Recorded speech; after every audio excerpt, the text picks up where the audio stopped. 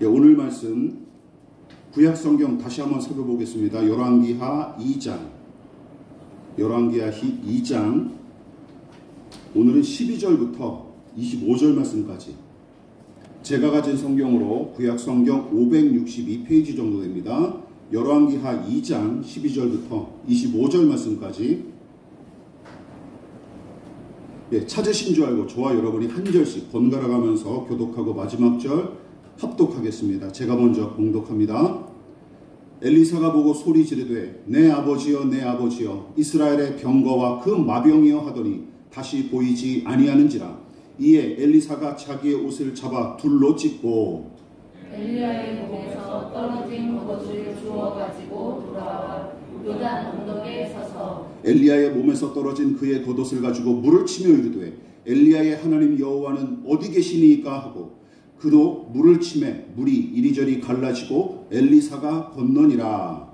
맞은편 여리고에 있는 선지자의 제자들이 그를 보며 말하기를 엘리야의 행동이 숨쉬는 역사가 엘리사 위에 머물렀다 하고 가서 그에게로 나아가 땅에 엎드려 그에게 경배하고 그에게 이르되 당신의 종들에게 용감한 사람 50명이 있으니 청하건대 그들이 가서 당신의 주인을 찾게 하소서. 염려하건대 여호와의 성령이 그를 들고 가다가 어느 산에나 어느 골짜기에 던지셨을까 하나이다 하니라. 엘리사가 이르되 보내지 말라 하나 우리가 그로 부끄러워하도록 간청하매 보내라 한지라.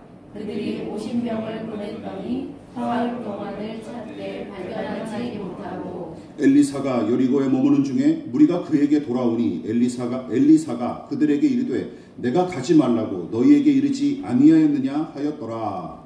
그 성읍 사람들이 엘리사에게 말하되 우리 주인께서 보시는 바와 같이 이 성읍의 위치는 좋으나 우리 나쁨으로 소산이 있지 못하고 떨어지나이다.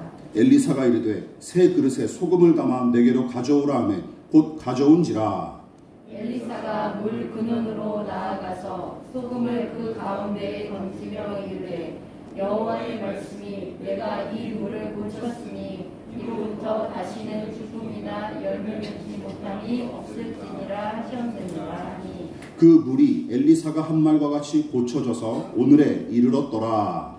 엘리사가 거기서 베델로 올라가더니 그가 길에서 올라갈 때에 작은 아이들이 성읍에서 나와 그를 조롱하여 이르되 대머리여 올라가라 대머리여 올라가라 하는지라. 엘리사가 뒤로 돌이켜 그들을 보고 여호와의 이름으로 저주하매 곧 수풀에서 암곰 둘이 나와서 아이들 중에 42명을 찢었더라. 다같이 엘리사가 거기서부터 갈멜산으로 가고 거기서 사마리아로 돌아왔더라.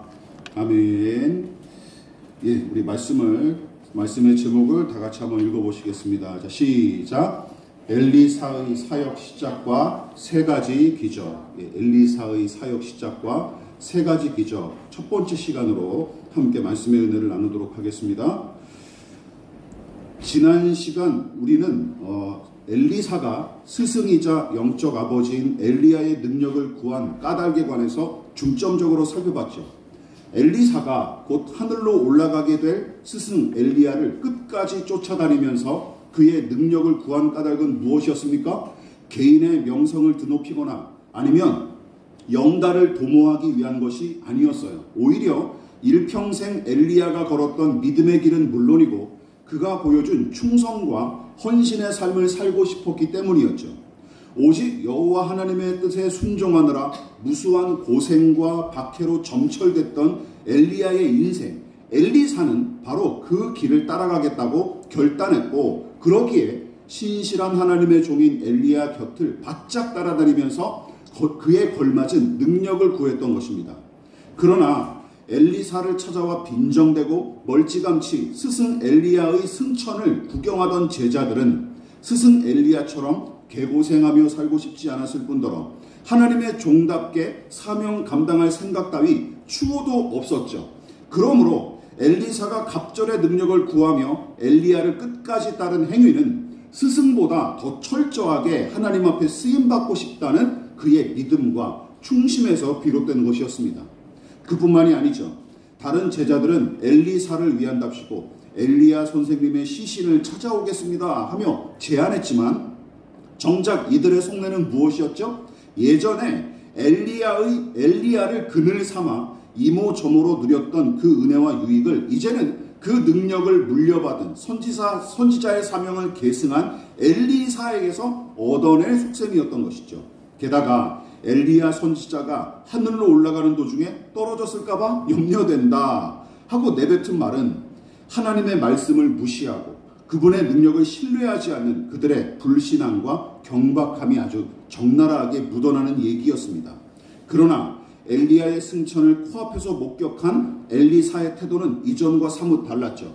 영적 스승이자 아버지인 엘리야를 누구보다 끔찍히 사랑했던 엘리사였으나 선지자 수련생들의 제안을 이런지하에 거절하고 스승의 시신을 찾겠다며 호들갑을 떠는 작태를 그는 그냥 시큰둥하게 바라볼 뿐이었습니다. 그 이유가 무엇이었습니까? 이것이었죠. 스승이자 아버지와 같은 엘리야가 엘리사에게는 누구보다 소중한 사람이었지만 떠나간 스승보다 엘리사에게 더 중요한 것은 누구기 때문이었어요? 여호와 하나님이셨기 때문입니다.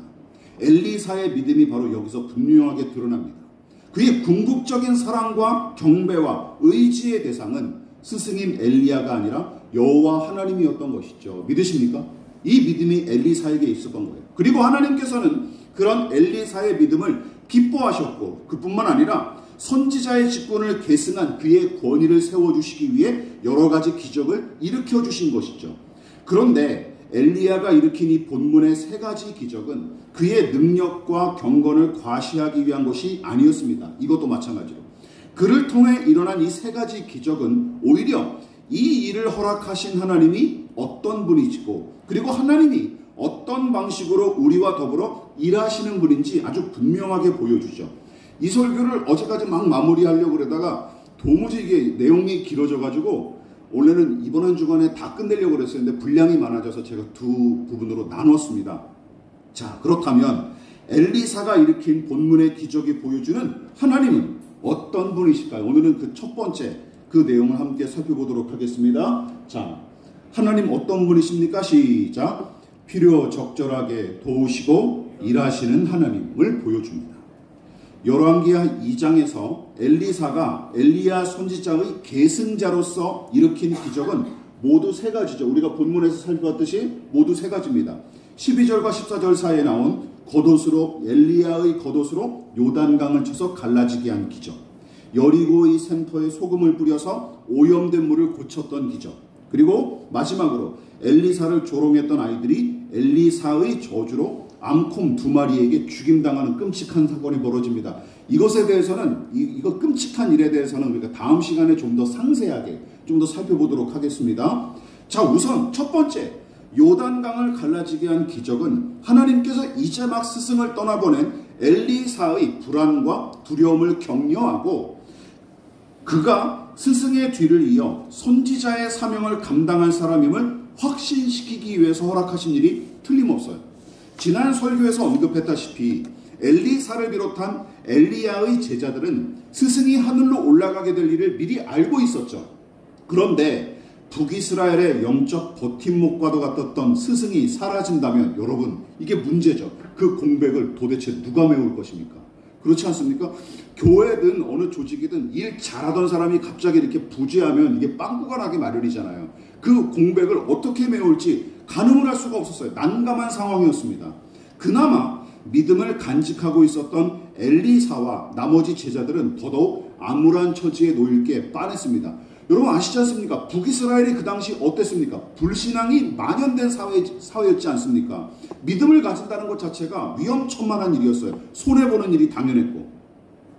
그러므로 엘리야 못지않게 하나님을 신뢰했던 엘리사가 그의 뒤를 잇기 위해 용감히 나섰고, 그래서 그는 그에 걸맞은 능력을 구하기 위해 엘리야를 내내 쫓았던 것이었죠.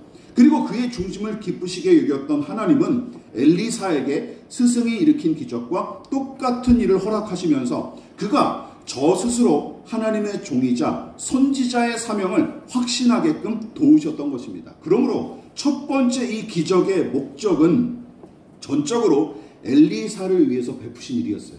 엘리사를 확신시키기 위해서 베푸신 일이었던 것이죠.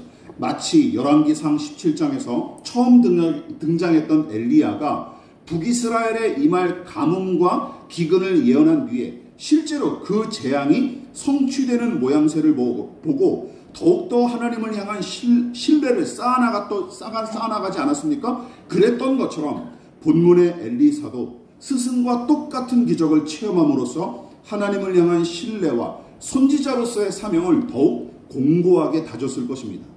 또한 여리고 지역에서 식수와 농업용수로 쓰던 물 근원을 고친 일과 함께 엘리사의 저주로 앙콤 두 마리에게 42명의 아이가 죽임당한 일도 그 의미를 상세하게 살피기 전에 언급한 세 가지 기적 모두 공통점이 있습니다. 무슨 공통점일까요? 여러분들이 이걸 느끼셨는지 모르겠지만 세 가지 기적 모두 무수한 사람 앞에서 이루어진 사건이랑 공통점을 우리가 주목해야 합니다. 무수한 사람들 앞에서. 자, 무엇보다 엘리사의 이 열왕기하 2장에 나타난 초창기 행보가 그의 스승 엘리야의 시작과 그 성격이 좀 다릅니다. 자, 그 내용을 정리해서 제가 이렇게 표를 그려봤어요. 이걸 보면 좀 더 이해하기가 수월해집니다. 엘리야는 열왕기상 17장에서 처음 등장하고 엘리사는 바로 그 선지자로서의 활약을 열왕기하 2장에서 시작하죠. 자, 이게 바로 그들이 시작할 때 나타났던 기적과 신비한 일들이에요. 여러분, 두 선지자가 일으킨 첫 번째 기적은 여러 사람 앞에서 공개적으로 일어났고 엘리사를 통해 일어난 기적은 그 양상을 고스란히 유지하면서 무수한 사람에게 충격을 줬지만 여러분, 스승 엘리야를 거슬러 올라가 보십시오.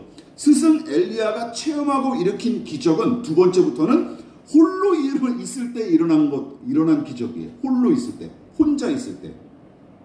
세 번째 기적도 고작 한 가족에게 일어난 한정적인 사건에 불과합니다. 이 부분을 여러분들이 유념하셔야 돼요. 그리고 이 과정을 겪은 뒤에야 비로소 850명의 우상 선지자와 대결하는 대형 이벤트가 벌어지는 것이죠. 이것 다음에 이제 갈멜산의 이야기가 펼쳐지는 거예요. 그런데 엘리사는 선지자 직분을 계승한 직후부터 곧장 어떻게 돼요? 커다란 기적을 연달아 일으키며 주목을 받게 되는 것입니다. 그러므로 엘리사의 활약과 그가 일으킨 기적은 스승인 엘리야보다 오히려 모세의 활약과 훨씬 더 비슷한 양상으로 흘러가는 것을 제가 발견했습니다. 당시 사람들과 성경에 익숙한 독자들은 본문에 기록된 엘리사의 기적과 그 순서를 보고 엘리야보다는 누구를 떠올렸을까요? 모세를 떠올렸을 것입니다. 혹시 여러분들이 아까 본문을 읽다가 이 세 가지 기적이 연달아 기록된 내용을 보면서 모세를 떠올린 분들이 계시다면 칭찬해드리고 싶습니다. 자, 이것도 표를 볼까요? 모세가 일으킨 기적과 엘리사가 열왕기하 본문에서 일으킨 기적의 양상이 어떻습니까? 비슷하게 전개가 되죠. 물론 모세가 처음 일으킨 기적이 홍해를 가는 일은 아닙니다. 그렇죠? 모세가 처음 기적을 일으킨 게 홍해를 가는 게 아니에요. 아니지만 엘리사를 통해 일어난 기적의 양상과 순서가 10가지 재앙 이후에 일어난 기적의 양상은 물론이고 그 순서까지 매우 닮아 있어요. 그래서 본문에 기록된 엘리사의 기적을 읽다 보면 스승인 엘리야보다 출애굽기에 모세가 먼저 생각납니다. 이게 제가 처음 이 본문을 접했을 때 느꼈던 거예요. 자, 그렇다면 이것이 의미하는 바가 무엇일까요? 왜 모세가 일으켰던 기적의 양상과 그 순서와 또 그런 성격이 비슷하게 흘러가는 게 왜 이렇게 하셨을까? 저는 크게 두 가지로 생각합니다. 자, 먼저 이것 때문이죠. 하나님께서 엘리야와 엘리사를 서로 다른 방식으로 연단하시고 그리고 각자의 기질과 개성에 맞추어 다루시는 것처럼 보였습니다. 우선 엘리사와 엘리야가 일으킨 기적의 양상이 아주 극단적으로 다르지 않습니까?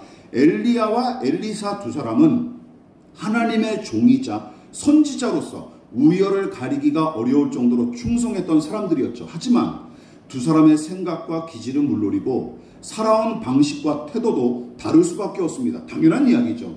여러분, 일란성 쌍둥이조차 서로 다르기 마련인데 나이와 이력과 성격과 경험치가 서로 다른 사람이 어떻게 똑같을 수 있겠습니까? 우리가 여러 번 살펴봤듯이 엘리야는 기본적으로 내향성을 지닌 인물인 것 같아요. 조금은 소심하고 예민하며 타인의 반응을 매우 중요하게 여기는 사람이었기 때문에 쉬이 낙심하기 일쑤였고, 심지어 하나님을 향해서조차 의심과 불안이 많은 인물이었습니다. 이게 엘리야라는 인물의 특징이었어요. 우리가 그동안 많이 살펴보지 않았습니까? 그래서 하나님은 그를 등장시키자마자 3년 동안 어떻게 하신 거예요? 그리 시내가와 사르밧으로 돌리셨고, 갈멜산의 엄청난 사건 직후에는 또다시 광야 한복판으로 인도하여 1대1로 마주하셨던 것입니다. 그러나 엘리사는 달랐죠. 그는 시작부터 범상치 않았습니다. 열왕기상 19장에 엘리야가 엘리사를 처음 불렀을 때 이야기 기억나십니까? 엘리야의 부름에 즉각 순종하는 것은 물론이고 자기의 소유를 다 처분한 뒤에 그를 따르죠. 농사를 12마리 소를 끌고 24마리의 소를 끌고 농사를 짓다가 엘리야가 야 너 이제 나를 따라오라 라고 부르니까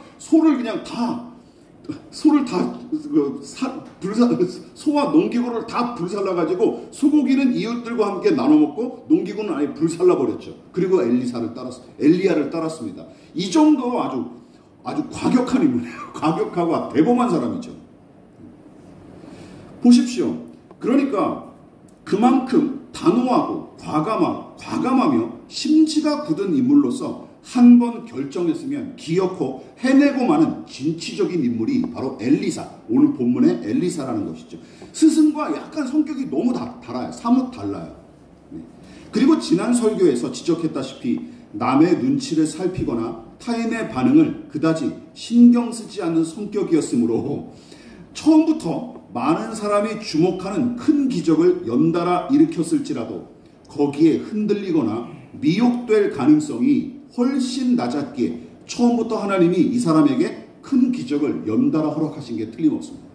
너는 이렇게 큰 기적을 일으켜도 너는 심지가 굳으니까 흔들리지 않겠지. 너 스승만큼. 그렇게 하셔서 이 기적을 연달아 이렇게 허락하신 거예요. 심지어 스승 엘리야는 떠올려 보십시오. 그리시네가와 사르밧에 머물면서 3년 동안 홀로 하나님과 마주하는 신앙을 연단받았고 갈멜산의 영적 대결에서 엄청난 승리를 거두고 3년 만에 큰 비를 내리는 기적을 일으켰지 않습니까? 그런데 결과는 어떠했나요? 아합과 이세벨의 시큰둥한 반응 때문에 질에 겁을 먹고 달아나다가 무너지지 않았습니까? 이렇게 소심한 사람이었어요, 엘리야가. 그러나 엘리사는 함께 스승을 따랐던 다른 선지자 수련생들의 시비와 솔깃한 제안에 뭐라고 얘기합니까? 입 닥쳐라 라고 그냥 이런 지하에 거절해버리잖아요. 입 닥쳐라. 입 다물고 조용히 하시오. 그리고 스승의 시신을 찾는 짓 따위 하지 마시오 하면서 시큰둥하게 대꾸했을 뿐입니다. 두 선지자의 시작과 일으킨 기적의 성격이 다른 이유가 바로 여기에 있는 것입니다. 그러니까 다시 한번 말씀드리지만 하나님께서 두 사람을 서로 다른 방식으로 연단하시고 각자의 기질과 개성에 맞추어 다루시는 것이 초창기에 일으킨 이 세 가지 기적을 통해서도 여실히 증명된다는 것이죠. 다른 방식으로 다루시는 거예요. 그뿐만이 아닙니다. 두 선지자가 일으키고 체험한 이 초창기의 기적이 그 규모와 성격 자체가 사뭇 다른 또 한 가지 이유는 두 사람의 성격과 기질과 배경이 다른 것은 물론이고 이것이 또한 달랐기 때문이죠. 엘리야와 엘리사 두 사람이 처한 환경이 서로 달랐고 오히려 엘리사가 활약하던 시기가 더욱 암울한 시기였기에 하나님께서 엘리사가 구한 갑절의 능력을 기꺼이 허락하셨고 그만큼 더 큰 기적을 연달아 베푸신 거로 추측을 합니다. 그 시대가 점점 더 이제 북이스라엘 망할 날이 얼마 남지 않았거든요.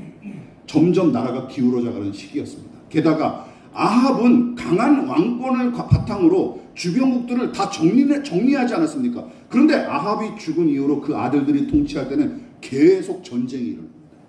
전쟁이 계속 일어나요. 그렇다면 엘리사의 행보가 스승 엘리야보다 모세의 행보와 더 비슷한 이유도 여기서 아주 분명하게 드러나죠. 우리 민족의 국조로 일컫는 단군에 관해 듣지 못한 대한민국 사람이 있을까요? 단군 모르시는 분들 계시나요? 다 아시잖아요.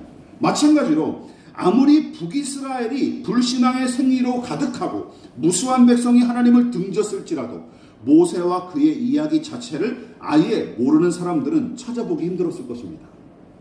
그러므로 선지자 수련생들을 위시해서 여리고와 베델의 주민들은 엘리사가 차례차례 일으킨 기적에 관해 이야기를 들을 때마다 누구를 떠올렸을까요?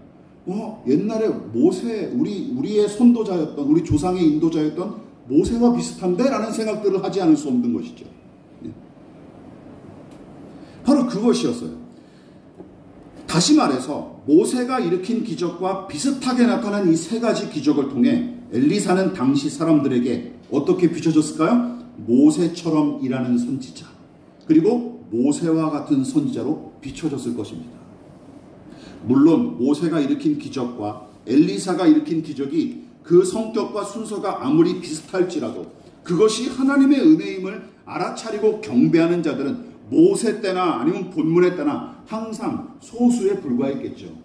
그러나 지푸라기 같은 믿음이라도 소유한 사람들은 모세와 비슷한 양상으로 기적을 일으키는 엘리사를 보면서 야, 엘리야 선지자가 사라지면 이제 다 끝장날 줄 알았는데 하나님께서 모세와 같은 지도자로 엘리사를 세우셨구나. 그래, 이 나라는 이미 기울어질 대로 기울어졌지만 하나님은 여전히 우리를 포기하지 않으시고 인도하시는구나 하며 위로를 받고 용기를 냈을 것입니다. 오히려 엘리야 선지자의 부재가 느껴지지 않을 정도로 엘리사는 힘써 순종하고 충성했으며 하나님께서는 그를 통해 엘리야가 활약할 때 못지않은 은혜와 능력을 베푸셨던 것이죠. 여러분, 이처럼 하나님과 그분의 성품은 언제 어디서나 변함이 없고 영원히 한결같으시지만 당신의 사람들을 다루시고 사용하는 방식은 그 시대가 처한 상황은 물론이고 각 사람의 기질과 성격에 따라서도 다릅니다. 믿으십니까? 이 부분을 놓치면 안 돼요. 물론 본문의 엘리사와 모세가 비슷한 양상으로 기적을 일으키며 하나님 앞에 충성했던 큰 틀은 매우 닮았지만 여러분, 각자 쓰임받은 방식과 하나님의 종으로서 충성한 방법은 조금 더 세부적으로 들여다보면 차이점이 금방 드러납니다. 각각이 다 달라요. 각각. 국제연합기구인 UN이 2021년 11월 15일에 세계 인구가 80억을 넘겼다고 발표했습니다. 이제 세계 인구가 80억이에요. 80억. 예전에 제가 학생 때 배울 때는 60억인가 40억으로 배웠던 것 같은데 그만큼 늘었어요.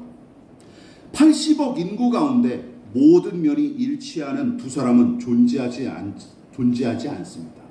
80억의 인구가 다 각각 다르지 않습니까? 이게 참 신기한 거죠. 그것처럼 하나님께서 한 사람을 세우시고 다루시는 방식도 다 사람마다 제각각이기 마련입니다. 믿으십니까? 여러분, 하나님은, 말씀을 마무리하도록 하겠습니다. 하나님은 가족들 위에 군림하여 제 뜻만 강요하는 악한 아버지가 아니십니다. 그리고 절대 권력을 휘두르며 제멋대로 행하는 독재자와도 거리가 멉니다. 또한 지혜가 부족한 탓에 엉뚱한 짓을 저지르거나 엉뚱한 선택을 하거나 능력이 없는 탓에 손 놓고 방관만 하는 분도 아니십니다. 완전한 능력으로 만사를 주관하시고 우리의 깊은 속까지 헤아리는 분이시죠. 그러나 성능 좋은 내비게이션이나 MRI 기계 정도로 하나님을 취급하면 절대 안 됩니다. 하나님은 완전한 사랑으로 우리를 대접하시고 가장 좋은 것을 베푸시는 우리의 아버지가 되십니다. 이것이 우리가 하나님을 향한 믿음이 되어야 되는 거예요. 혹시 저와 여러분 중에 엘리야와 엘리사 중에 누가 더 큰 일을 했는지, 아니면 누가 더 큰 활약을 펼치며 충성했는지, 누가 더 많은 기적을 일으키며 더 위대하게 쓰임받았는지 비교하고 있습니까? 미리 말씀드리지만 쓸데없는 짓 그만두십시오. 다 부질없는 짓입니다. 그것도. 성경의 인물들을 가지고 비교하는 거예요. 부질없는 짓입니다. 하나님은 엘리야는 엘리야답게, 엘리사는 엘리사답게 연단하고 이끄신 것입니다. 믿으십니까? 이것을 기억하세요. 거기서 우열을 나누는 일은 부질없는 짓거리에 불과합니다. 그래서 신약의 사도 바울은 고린도 교인들에게 어떻게 권면했습니까? 고린도전서 7장 7절 같이 읽어볼게요. 시작. 각각 하나님께 받은 자기의 은사가 있으니 이 사람은 이러하고 저 사람은 저러하니라. 이거 한마디로 끝이에요. 무슨 말입니까? 본문의 내용에 적용하자면 엘리야의 사명과 엘리사의 사명이 다르고 엘리야에게 베푸신 은사와 엘리사에게 베푸신 은사가 다 다르다는 뜻입니다. 믿으십니까? 한 사람을 다루시는 방식만이 아니에요. 각각의 시대와 그 시대가 처한 상황에서도 마찬가지입니다. 아무리 참담하고 암울한 시대일지라도 하나님은 당신의 일을 중단하거나 포기하신 적이 없으십니다. 가장 사악한 왕으로 평가받는 아합에 맞섰던 엘리야 선지자, 아합 이후로 점점 더 부패와 쇠락의 길을 내리닫는 시대의 활약한 엘리사가 바로 그 증거죠. 성경이 웃긴 게 뭔지, 예언서가 웃긴 게 뭔지 아십니까? 걸출한 예언자들은 다 암울한 시대에 태어났어요. 엘리야, 엘리사. 그렇지 않습니까? 엘리사엘. 다 북이스라엘의 선지자들이에요. 가장 암울하고 어두울 때 걸출한 선지자들, 걸출한 하나님의 종들이 나타났다는 것이죠. 훗날 북이스라엘은 이미 망조의 길로 들어섰고 남유다마저 서서히 기울어져 가던 시대에 이사야 선자가 등장하죠. 이사야 선자가 두 나라를 완전히 심판하시겠다라는 하나님의 계시를 들은 후 마음이 심히 슬퍼서 근심할 때 하나님께서 그에게 다시 말씀하신 내용이 바로 이것입니다. 이사야서 6장 13절 시작. 밤나무와 상수리나무가 배임을 당하여도 그 그루터기는 남아있는 것 같이 거룩한 시가 이 땅의 그루터기니라 하시니라. 그루터기 즉 나무를 베어내고 남은 밑동처럼 언제 어떤 처지에서도 당신의 종을 세우시고 그를 통해 당신의 뜻을 이루실 거로 약속하신 말씀입니다. 믿으십니까? 남은 자가 있다. 남겨둔 자들을 통해 나는 넉넉히 일하겠다라고 말씀하시는 거예요. 그러니까 사람들이 야 이제 더는 해볼 게 없을 만큼 이제 최악의 상황이다. 이제 망할 일만 남았구나 하고 평가할 때도 하나님은 전혀 아랑곳하지 않으시고 코웃음을 치실 것입니다. 그건 니네들 생각이고 내 생각은 다르다. 나는 그냥 여전히 내 일을 할 뿐이다 라고 하나님은 코웃음을 치실 거예요. 그리고 얼마든지 당신이 작정하신 일을 어김없이 이루어 가시고 계십니다. 여러분, 신자는 그 암담하고 참담한 상황을 주목하는 사람이 아니라 하나님을 바라보고 살아내야 하는 사람이죠. 믿으십니까? 이게 신자들의 본분이에요. 그러므로 우리가 할 일은 무엇이냐? 시시때때로 하나님과 그 은혜를 구하기 위해 말씀과 기도로 무장하고 그 은혜를 힘입어 용감히 내게 주어진 일을 감당하는 것이죠. 이게 사역이든 직장이든 아니면 노가다든 상관이 없습니다. 주방에서 설거지를 하는 일이든 상관이 없어요. 이 중심을 가지고 있으면 그것이 바로 하나님의 직분을 제대로 감당하는 것이죠. 히브리서 말씀을 마지막으로 살펴보도록 하겠습니다. 히브리서 4장 16절 시작. 그러므로 우리는 긍휼하심을 받고 때를 따라 돕는 은혜를 얻기 위하여 은혜의 보좌 앞에 담대히 나아갈 것이라. 그때마다 하나님이 적절하게 도와주신다 약속하셨습니다. 믿으십니까? 그때마다. 이 믿음 놓치지 마십시오. 하나님께서 언제 어디서나 필요 적절하게 도우시고 일하실 것을 확신하십니까? 그래서 무슨 일을 만나도 예수 의지합니다 하고 찬송하실 수 있습니까? 우리 각 사람의 형편과 처지, 개성과 기질에 알맞게 연단하시고 인도하실 줄 믿으십니까? 목회자들이 이 부분에서 자주 실수하죠. 저 같은 목회자들이 그냥 획일적으로 성도들을 다루려고 하는 그런 욕심들이 있어요. 그런 독재자적인 누구나 그런 독재하고 싶은 마음들은 누구나 그 인간의 본성 가운데 있지 않습니까? 사람들이 그냥 내 말대로 다 획일적으로 움직여주고 그냥 공산품처럼 내가 원하는 모양으로 다 서주기를 바라는 욕심들은 누구나 있지만 이게 교회의 목회자들이 이게 욕심이 더 강해요. 그래서 조심해야 돼요. 저 같은 사람 조심해야 되는 것이죠. 알맞게 각각에 알맞게 인도하시고 연단하시는 분, 그분이 하나님이시기에 얼마나 좋습니까? 그래서 지나친 비교의식에서 비롯된 교만한 우월감이나 자학적인 열등감을 떨치고 나 자신을 건강히 사랑할 줄 아는 자유를 누리고 계십니까? 엘리사는 그랬어요. 그렇죠? 스승과 비교하지 않았습니다. 내가 스승보다 더 많이 이런 욕심도 부리지 않았어요. 또한 크기와 숫자와 물리적 성과와 상관없이 비록 1달란트짜리 사명을 받았을지라도 소중히 여기며 감사하고 충성합니까? 필요 적절하게 세우시고 연단하시고 인도하시는 하나님을 신뢰하는 사람이라면 1달란트 받은 사람처럼 충성할 줄 알아야 돼요. 믿으십니까? 그게 우리의 본분이라는 것이죠. 이 모든 질문에, 지금까지 제가 저와 여러분에게 했던 이 질문에 기꺼이 아멘하고 답할 수 있는 저와 여러분 되시기를 진심으로 축원을 드리겠습니다.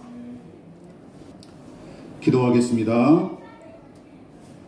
지금은 우리를 위하여 십자가에 몸부려 피 흘려 돌아가신 예수 그리스도의 한량없으신 은혜와 하나님 아버지의 지극하신 사랑하심과 성령 하나님의 영원한 사귐이 우리의 인생을 필요 적절하게 인도하시고 각자의 쓰임에 맞게 연단하실 하나님을 의지하여 겸손히 머리 숙인 사랑하는 성도들의 머리머리 위에 저들의 가정과 직장과 사업장과 학업과 장래 가운데 이 나라의 민족과 한국교회와 저 북녘의 동포들과 세계와 열방 가운데 지금부터 영원히 함께 하시기를 간절히 축원하옵나이다.